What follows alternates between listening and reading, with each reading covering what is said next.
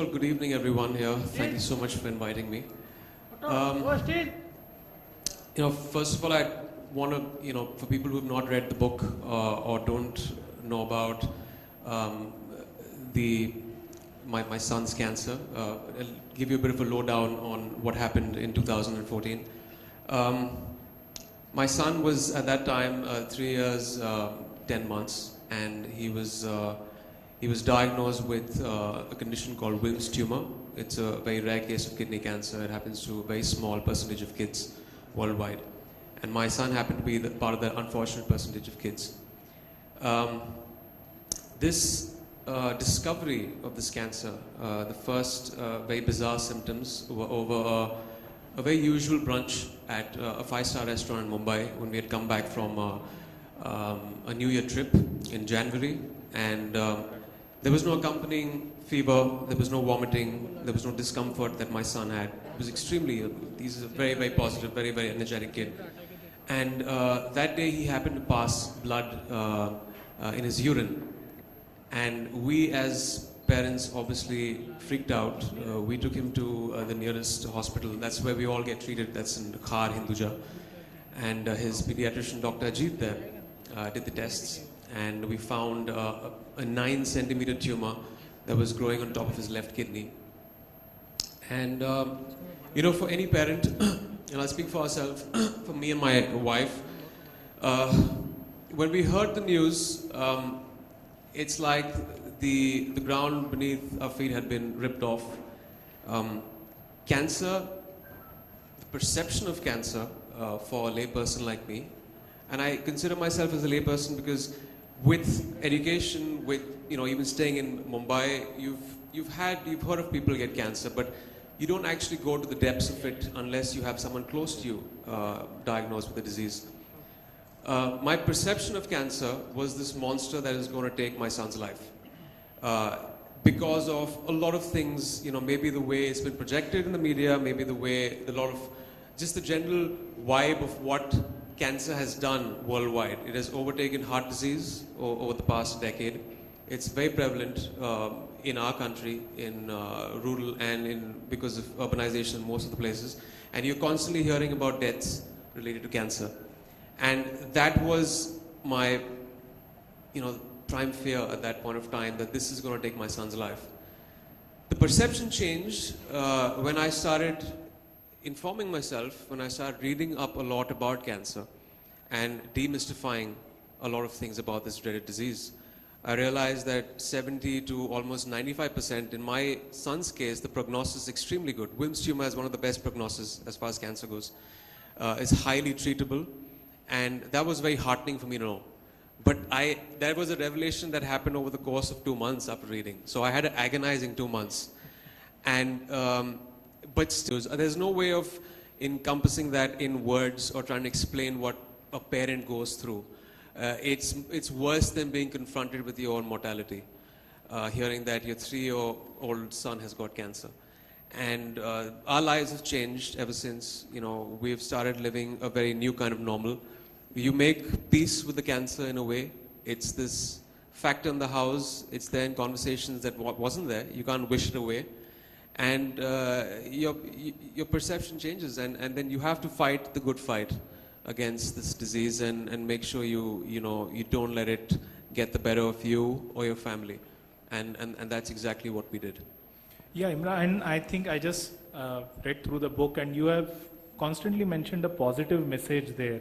I mean, Superman. We use the analogy of superheroes in the book. So I think, do you wish that in some ways the media should, or the general public, should have more positive news coming out? Because as I always tell my patients, a lot of times, people proudly say that I've got an angioplasty done at a 7-star hospital, but nobody says that I've got cancer treated at an XYZ place.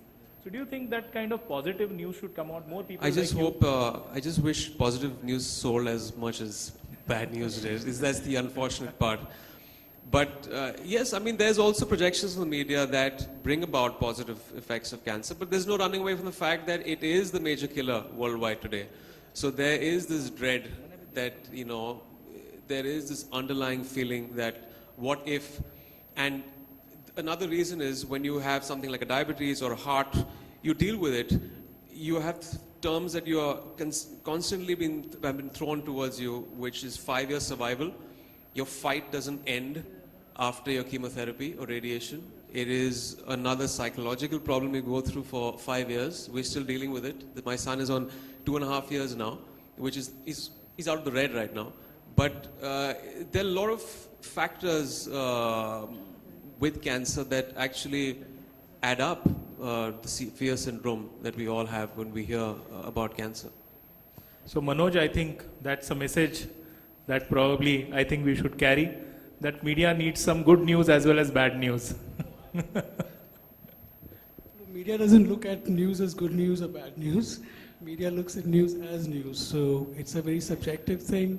One day, I would hope that we have some of these physicians here today, because this is a great forum as well, right? We've been here all day discussing on colorectal. What a family goes through when a person in the family is diagnosed with cancer.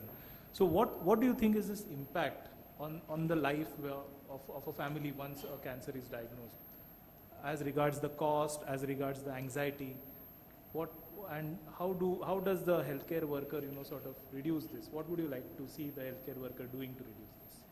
Well, first of all, I'd like to speak personally about our experience and the psychological impact. As parents, you go through a variety of emotions, ranging from anger, guilt, sadness. Guilt because, at that age, you're making most of the choices for your kid, and you feel that maybe it's something that you did wrong, maybe you fed the kid something wrong, there was something wrong with the nutrition, and that has a very, very deep psychological impact, that had a deep impact on us. When we heard the news, obviously it was the worst part, and post that, every day was like a new hurdle.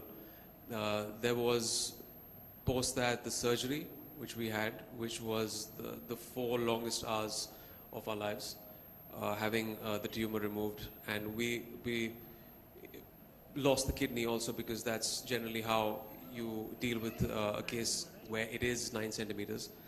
And post that, there was the pathology report coming in, which took us, which took 5 to 7 days, which is again the 5 longest days of my life, because then, there's the favorable histology, there's the staging, which was all very new to us. Thankfully, he was on a second stage, which made the treatment and the prognosis much better. Post that, we flew our son to Canada, to Toronto, to Sick Kids. It's one of the top pediatric hospitals. And there was one of the main reasons that we did this is because we were trying to attend, apart from the physical aspect and the medical intervention, there's a psychological impact that all this has on us as a family unit and on our son. And we didn't want him to change in any way. That emotionally scars a kid. It definitely has emotionally scarred us. Kids can't talk about it. But that's something that we, I guess, lack in our country, is dealing with the psychological aspect of cancer. Talking about it, parents talking about it, trying to make the kid understand what the issue at hand is, because it's extremely complex. When my son was flown in, obviously there was great care in Hinduja, and he got the best treatment there. But there was still, because of the surgery, there was a psychological impact. And when he went there, his blood pressure shot up in the hospital in Canada. And they were equipped in dealing with that psychological aspect and calming him down. Ditto for us, because we also had someone to speak to through the entire incident. Another psychological impact was, we used to have nightmares. I came back to Bombay. I didn't get sleep. I was working here. I came back from my shoot after a month from there. I left my wife and my son when he was being treated there. And I used to get all of 1 hour of sleep in the night. And it was hell for me. But that's something that I guess every parent has to deal with. And eventually, I don't even know if I need counseling after this. So I feel that India needs more units in hospitals. I think they are starting that right now. It's in the infancy. They have a field abroad which is psychosocial oncology, which deals with, attending to the counseling sessions for parents and for even for youngsters. So it has had a deep psychological impact, something that I fully don't understand yet. I don't know the psychological impact that it's had. And as far as the cost goes, of course, my family could deal with it, but there is this huge problem, surmounting problem that you see in and on my mail after the book was written, that generally the cases are, there's a late diagnosis, there's no awareness there, there's illiteracy, they don't understand what cancer is, there's social stigmas there, and when they find the cancer, it is so expensive that it's untreatable, and they can't do it at that income group. But now I believe there's metronomics, which has started off in India, which is again making it extremely approachable. A few hundred rupees for a treatment in an entire month, which is a paradigm shift, and I think it's really set the standard for India and the costing here. But yeah, costing is again a key issue for that income group, which needs to be attended to. Yeah, definitely. I think psychological impact is something that we often discount as doctors. I mean, as doctors, we tend to concentrate on the disease. We tend to concentrate on curing the patient physically. So holistic care is something that is required, and taking inspiration from what TMH has. TMH does have a good apparatus as far as support is concerned, setting up cancer care groups, and that is what we have replicated in Fortis Mulund. Dr. Badwe sir, do you think we should have more of these counselors take up these messages? When they take up ads, for example, now we are seeing, I'm sorry for being blunt, but pan masala, which is supposed to be as dangerous as... Everybody takes upon himself to endorse a pan masala. He's definitely being very ignorant. When you face the situation firsthand, you realize that these are the things that you cannot touch, let alone be a role model and promote them on TV and in other media. And,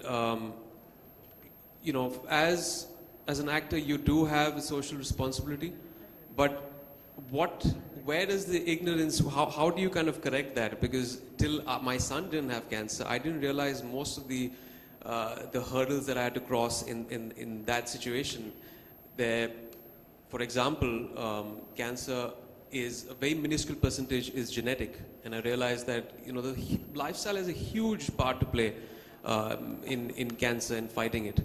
So there were two options left to us: either we treat the cancer momentarily, or you nip it in the bud. How do you do that? You get down to actually making huge lifestyle changes. For example, sleeping, handling stress, your diet. A lot of dietary things that are promoted by celebrities, they still don't know that is harmful. Kerala has started a very good thing, the fat tax, which has been started, which I tweeted yesterday and felt that it should be inculcated in all states. And as far as cigarette smoking, as far as smoking goes, I feel, forget about taxing, it should be banned. We know that back in the 80s and the 70s, there was this huge problem with the tobacco lobby where there was not enough evidence to prove that tobacco was actually causing lung cancer. And this debate went along for the longest time. And I think the last Marlboro ad was promoted in 1990. And after that, there was this thing on packages saying that it is injurious to health. Who is going to tell people, the system is not telling people that fast food joints, your burgers, your juices, all that is actually adding up. There are carcinogens out there. Who's going to inform people about all those things? So there's a lot of things that the system needs to put forth and say that these are harmful and this is cancerous. So that is not even there in our consciousness. That is not there in our awareness. Forget about in the rural areas. It's not there in education, educated sections in Mumbai. We don't know about it. After reading up everything, I've stopped sugar completely in my house because just like there was a ban on tobacco, very well soon enough the next decade you're going to know that sugar is one of the most toxic substances. I'd rather have a cigarette than have sugar, refined sugar. So these things need to come out in public domain and people need to know about it, which people unfortunately don't know and celebrities don't know. That's why they go ahead and probably promote a pop soda. I won't do that because I know what it does to the body. I know firsthand from my son's experience and and after reading about all of this. So that's really heartening to hear that. Talking about sugar, last year I had one symposium on sugar symposium for 3 hours. And that was a really revelation that how sugar is talked. 10 years down the line, how do you see India? well, first of all, I wish and hope there are more pediatric facilities here, because as far as when we had researched when my son was being treated, there's a dearth of pediatric doctors in India. Most of the kids are being treated by adult oncologists. So, and like doctor said, there is a pediatric facility coming up in Mumbai and hopefully in other states and other cities, which is very imperative when it comes to treating little kids. And of course, healthcare systems are burdened. I hope there is some kind of provision made to give satisfactory measures, funding to those patients that come from small towns and to support them. The main cause over there for surmounting expenses, like I've heard, is late diagnosis, which when it reaches that stage, it becomes very hard for them to kind of pay up, and then they eventually drop out of treatment. And one thing that I also realized when I went abroad for the treatment of my son, there isn't much emphasis in the medical world on the lifestyle issues of cancer. Everyone is going down the approach of, you got a problem, pop a pill. We have to make sure we educate people and make them aware on how do you address the causative nature of cancer. Why does it happen in the first place? If it is a lifestyle issue, what can we do in our lives? And we've seen, I've spoken to so many doctors in Mumbai. Kids are pouring in the last 2 decades, in the last decade. What are we doing? What has drastically gone wrong with the water we drink, with the food we eat, with the radiation levels? What is going wrong, and how do we address that? And the system needs to address that. So these are the things that have to be addressed by the medical world, so that at least you don't allow it to happen in the first place. Let's eradicate cancer and nip it in the bud. Instead of course, treatment options are very, very important, but let's make sure you at least bring in that awareness. Then, of course, if people know that smoking a cigarette will give them cancer and they choose to do it, then they're puffing the life away. But at least as far as kids go, there's the choice you make for them. So it's very important for parents also to kind of be educated, and for the government to do that. Avinash sir, I think we'll have this call regarding the vision. I think as Rajan said, if the federal support and the government support increases, I'm sure the infrastructure for this will definitely grow. Current 1.3% GDP has to go to at least 2 or 3. Then I'm sure all this will probably be better. But I think more, I feel is what is important for is that there should be more awareness in the public about understanding a cancer and living with it and fighting against it. I think today people should realize